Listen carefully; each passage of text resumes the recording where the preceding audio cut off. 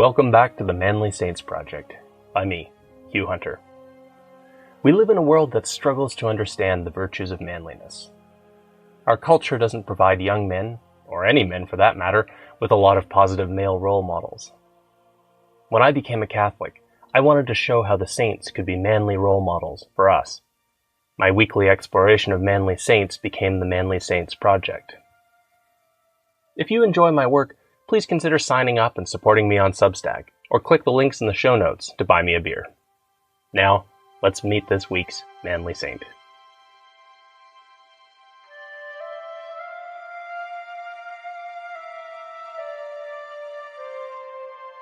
Join me today for the story of the centurion who outfoxed a governor to help the Christians of Caesarea. Name: Gordius. Life: late 3rd to early 4th century AD. Status: saint. Feast: January 3rd. It happened just as the persecutions seemed to be coming to an end.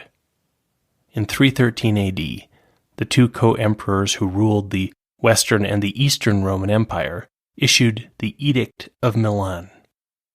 Christianity would be tolerated in the Eastern Roman Empire, led by Constantine, and in the Western Roman Empire, led by Constantine's co-emperor, Licinius. All across the Roman Empire, Christians rejoiced that the persecutions had ended. They celebrated too soon. In the Western Empire, something was happening to Licinius. He had converted to Christianity from paganism. He had married the sister of Constantine, a sincere Christian. But Licinius was drifting away from Christianity. Some said he was returning to paganism. The historian Eusebius thought he was becoming drawn into a cult. Whatever his new views, he grew to hate the church. The emperor tried to stop bishops from holding synods or even from communicating with one another. He forced Christians to worship outside rather than in churches, and banned services where men and women worshiped together. Then he gave officers in the military a choice: sacrifice to the old gods or lose their ranks. In Caesarea, the capital city of the Roman province of Cappadocia, near modern Kayseri in central Turkey, the new decree from the Emperor Licinius meant that one Roman officer in particular no longer had a job. His name was Gordius. Gordius was a centurion. This was a middle rank. Like many militaries today, the Roman army had enlisted soldiers and an officer corps, drawn largely from the aristocracy. But in between the ordinary soldiers and the staff officers were the centurions, ordinary soldiers who had worked their way up to a position of seniority and respect. A centurion was usually in charge of 80 or 90 men, though centurions played many other roles, commanding geographic areas or fortifications and taking on bigger commands. You could dodge a lot of the fighting as a very senior officer, but if you were a centurion, you were right there in the thick of combat with your men. We can get an insight into the kind of officer Gordius was from something that St. Basil attributes to him, which I imagine the men under Gordius' command had heard on many occasions. Make the necessary voluntary. There are a lot of things you don't control, especially if you're a soldier. You don't choose where you're going or whom you're fighting, but you can choose whether or not to do it voluntarily. You can, as we might say today, choose to own the situation. Gordius may well not have known that Stoic philosophers had used this insight as a foundation to explain what it was to live a good life. He didn't need to know that because it's an idea that many men discover on their own. You can see the idea promoted nowadays by the retired Navy SEAL officer Jocko Willink. Even something as small as getting up with your alarm is a test of discipline, Willink says. A strong man accepts the necessity of the alarm and chooses to start his day. A weak man is defeated there because he lacks self-discipline, and more defeat and compromise follows. Gordius does not sound like he was a pushover or a soft touch. Now, somewhere throughout his career, he had become a Christian. When Gordius got word that all officers would have to sacrifice to the gods or be pushed out of their posts, he considered what to do next. Gordius could have tried to get around the issue and stay in uniform. He could also have followed protocol, which would mean formally resigning his position as an officer and perhaps being demoted to the level of ordinary soldier again. Nobody really expected officers to do that. Everyone understood that they were getting squeezed out. So Gordius made the necessary voluntary. He left his things behind and walked out of Caesarea, heading on foot into the wild lands beyond. He would walk away from his job, his life, his extended family, and his city to seek God in the community of hermits, men who lived lives of discipline and prayer in the wilderness. In fact, Gordius had always lived a life of self-discipline. Now he was going to do it for God. And Gordius would probably have spent the rest of his life there in the wild lands if he had not heard what the governor in Caesarea was doing to the Christians. The governor was no fan of the church, and he was taking every chance to show it. Perhaps he was trying to curry favor with the Emperor Licinius. A delicate task. Things were not going well between the co-emperors Licinius and Constantine. Co-emperors were supposed to govern their respective halves of Rome, but the two kept clashing. People who were against Christianity were hedging their bets, careful to stay on Constantine's good side, even if they took a kick at the church while times were bad. But then the governor in Caesarea had an idea. He was going to throw a party. Who could complain about that? The governor announced that he would be spending a lot of money on a big civic celebration in honor of Mars, the god of war and bravery. Now, attendance was 100% voluntary. But if you didn't come, you were missing out in a big way. There would be chariot races in the stadium. Then, at the end of the day, there would likely have been a feast, the meat taken from the animals offered in the temple of the war god. But again, no one had to come. If you hated fun or free food, you were welcome to sit it out at home. Out in the wilderness, Gordius got word of what was planned. He recognized exactly what was going on. He was used to making men do what he wanted. So Gordius realized that the governor had figured out a very subtle, very clever way of getting at the church in Caesarea. Everyone understood that the church would grow if it was persecuted. That had been happening for 300 years. So the governor wasn't going to persecute anybody. He was going to make it boring to be a Christian. To understand the plan, it's important to know that in Roman religion, games could be sacred, and the governor was setting the chariot race up this way. In religious terms, everyone who came out was taking part in the sacred act, even the spectators. The governor knew that Christians were going to want to see the chariot races. Who wouldn't? He knew too that many Christian soldiers still worried about the opinion of the war god, Mars. And it would be so easy to just come out and watch the races, even though that was technically part of a pagan ritual. Sure, many Christians would go home and repent, but it would be easier to take part the second time, and the time after that.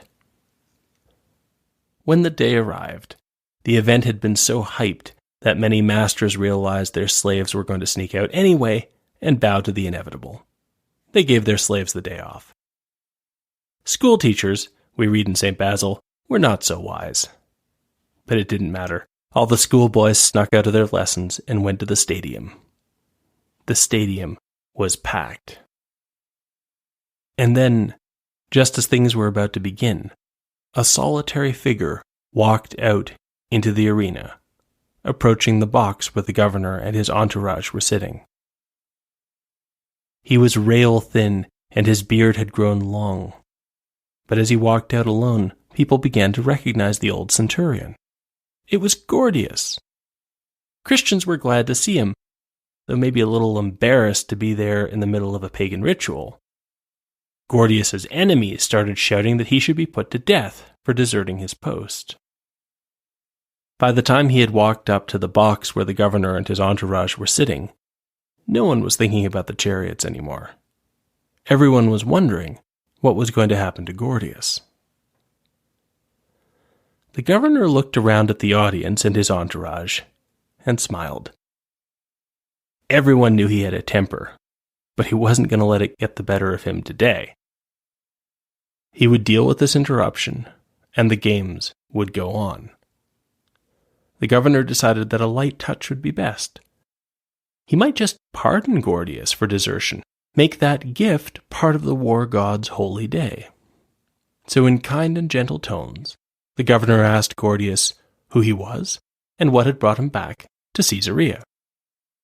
Unfortunately for the governor, Gordius also understood the situation.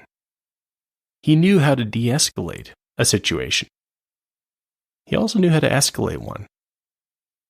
And given the governor's notorious temper, Gordius had a plan. He answered the governor's question in the most inflammatory way possible. His name was Gordius, he said. He mentioned his family. He told the crowd that he was a centurion of Rome. And then Gordius told the crowd and the governor that he had come to show his contempt, his utter contempt for what had been done to the army and against Christians. And looking straight at the governor, Gordius added that he had come specifically on this day and to this place because he heard that the governor was a real sick psychopath, a man who loved cruelty. Now, the smart thing for the governor would have been to just laugh this off. When you're a governor, you don't really have to argue with hermits in rags who show up to challenge you. But Gordius had insulted the governor in front of a stadium's worth of people. And there must have been some truth in his accusation as well, because what he said didn't just strike a nerve. It made the governor go berserk. The governor forgot about his plan. He summoned his guards and screamed at them to grab Gordius and go get the instruments of torture. All of them! He wanted wild animals, a wheel, a press, a rack, a cross, wood for a fire, and something to chop the head off this mouthy Christian. As the governor ranted, he told the people up in his box that Gordius was lucky that he could only be executed once. From down below, Gordius interrupted and talked over the governor.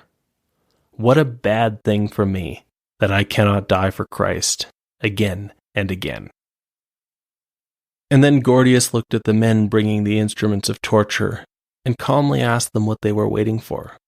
He didn't have all day. By now, though, even the governor must have realized that he was being pushed into making a mistake. Probably his advisors were trying to talk the governor down to avoid ruining the sacral games. The problem was that in Roman religion, the governor himself was an important part of the ritual. In some sense, he was honoring the war god as the chief celebrant. One of the easiest ways to defile his ritual purity was to kill someone. If that happened, it would have to be off-site, and the governor would have to be ritually purified afterward. But on the other hand, if he let Gordius get away with expressing contempt for the Christian persecution at a huge public event, then the Christians of Caesarea would be massively encouraged. There seemed to be no way to win. The solution was diplomacy. The governor forced a smile onto his face. He called over his servants to bring Gordius some new clothes. Now this was a man, the governor said, grimacing toward Gordius. He had proved himself a real tough soldier. Yes, he and Gordius had some disagreements, but they could work those out. To Gordius, the governor said that he was open to reinstating him as a centurion. And actually, why stop at centurion? Gordius could be looking at a very rare promotion into the senior officer class. All Gordius would need to do was make a sacrifice. And even that was negotiable. Friends from Gordius's former life joined in and pointed out that he could technically comply and just keep his Christianity quiet. He wouldn't even need to deny Christ in his heart. There were ways for him to check the box. Reading between the lines, some of the people giving Gordius this advice had probably taken such deals themselves.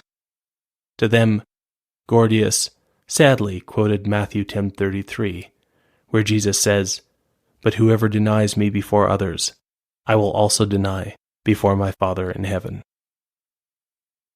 And then Gordius turned back to the governor and smirked at him. Was that all he had to offer? God was offering Gordius eternal life. And the governor was offering what? Some new clothes? Another job? Money? Did the governor think Gordius was stupid? Did Gordius have to break this down for him? And that was what it took to trigger the governor again. Back in a rage, the governor could think of nothing but dealing with Gordius. He couldn't execute or torture Gordius within the city limits on the holy day of Mars. Fine, he would do it outside the city. So the governor gathered his entourage and had Gordius taken outside the city. And when the people of Caesarea saw that, they realized the games couldn't start without the governor, so they went too. Soon the huge crowd that was assembled for the games had wandered out of the stadium and were standing around outside the city, waiting to see whether Gordius would give up his faith. We don't know what Gordius had to endure. We do know that he was tortured. And we know that eventually it became clear to everyone who was watching that Gordius wasn't going to break. The governor ordered Gordius to be executed. When Gordius was led away, his step didn't falter. He didn't turn pale. St. Basil tells us that he didn't even lose his smile. On the way, he stopped and spoke briefly to the crowd that had gathered to watch his execution. In just a few words, he spelled out the philosophy of a manly saint. The way Gordius saw it, everyone dies. Some men have the chance to make their death one that matters. I have to imagine that the soldiers under his command had heard Gordius talk about this before when they risked their lives in a war. Now it was being applied to something even more significant. Death is the common lot of man. As we must all die, let us through death win life. Make the necessary voluntary. Exchange the earthly for the heavenly. And then Gordius went to his execution. By now, even the dimmest Christians would have figured out what had happened. They would have understood that Gordius had come to the festival and provoked the governor for their sakes. Gordius had valiantly, defiantly refused to deny Christ. He had sacrificed himself to give the Christians of Caesarea a second chance to take the same stand with him. In order to restart the festival, the governor had to be ritually purified, along with his entourage. St. Basil doesn't even bother to fill in the details of what happened when they got back, perhaps because no one he knew went with them. Most of the Christians would have been thinking of Gordius's example, and few would have wanted to be anywhere near the governor. What is more, there probably wasn't enough time in the day to even do a race. If the execution took place in January, on St. Gordius's feast day, the sun sets in Caesarea around 5:30 p.m. The governor had accomplished nothing that would impress the Christian-hating emperor, Licinius. As it turned out, the emperor Licinius did not have much time anyway. Within a few years, the simmering tension with Constantine would boil over. The two emperors clashed in a land battle, and soon Licinius was in flight. Constantine's sister convinced her brother to spare Licinius's life. but then Licinius tried to conspire to be reinstated as emperor at the head of a barbarian army, and Constantine had Licinius executed. The persecution of Christians was over. In Caesarea, the example of Gordius and other martyrs had helped people to hang on. Caesarea would produce the saints we remember as the Cappadocian Fathers, men who would steer the church through the turbulent theological storms that were already on the horizon. They also kept Gordius's memory alive and followed his advice to make the necessary voluntary, to exchange the earthly for the heavenly.